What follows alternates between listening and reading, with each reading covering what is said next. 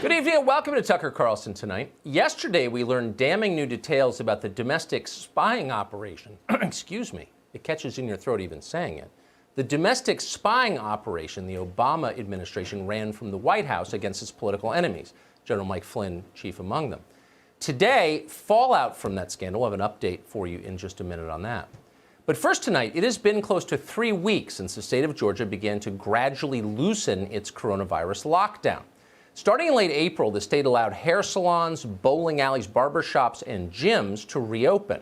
3 days later, restaurants and theaters followed. Hospitals were once again allowed to perform all needed surgeries. They could stop pretending that the coronavirus was the only medical problem that patients face. It's not. There's nothing especially radical about what Georgia did, but you wouldn't know that if you were watching television that week. The decision was described there as the most reckless public health decision since 9 out of 10 family doctors endorsed Camel cigarettes. Untold millions would die because Georgia was reopening. The state of Georgia would be flattened by a tidal wave of corpses. It was that dangerous. Even Stacey Abrams took a break from campaigning for vice president to offer an assessment. We honestly don't understand. The mayors of our largest cities have all expressed deep concern, as have our scientists. This makes no sense, and it doesn't improve our economy. It simply puts more Georgians at risk. Yeah, she seems to know what she's talking about. You should know, though, that Stacey Abrams is delusional. At one point, she announced that she was the governor of Georgia, which from a mental health standpoint is one step from claiming you're Napoleon.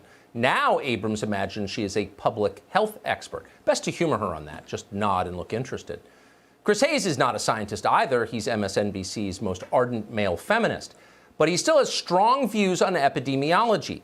Hayes was so upset by the idea that people in Georgia might go outside without permission that he suddenly found himself arguing that everyone must obey the Trump administration. If that sounds insane to you, you're not alone. And for the record, Georgia does not meet the White House guidelines. It does not have a 14-day trajectory of declining cases. It has tested less than 90,000 people out of a population of more than 10 million. Mayors in Georgia are describing the governor's decision as reckless, dangerous, and illogical. Oh, the voice of overpriced Brooklyn. We must do what the White House tells us, he screams on MSNBC. That's how dangerous it was.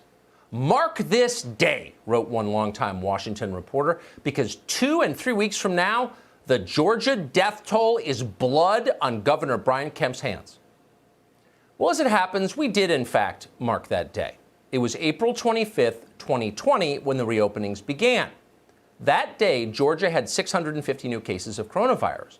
Yesterday, which was 18 days later, Georgia had a total of 555 cases of coronavirus. Infections and death in Georgia have been declining since early April. That's why they began to reopen it.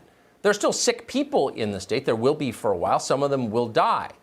But as of tonight, Georgia's numbers, the actual numbers, are no worse than the national average. And that tells us a lot. We should be thrilled by this news because it suggests that America can begin to return to normal, restore rights stolen from the population, maybe even treat citizens like adults once again, and not court medical disaster.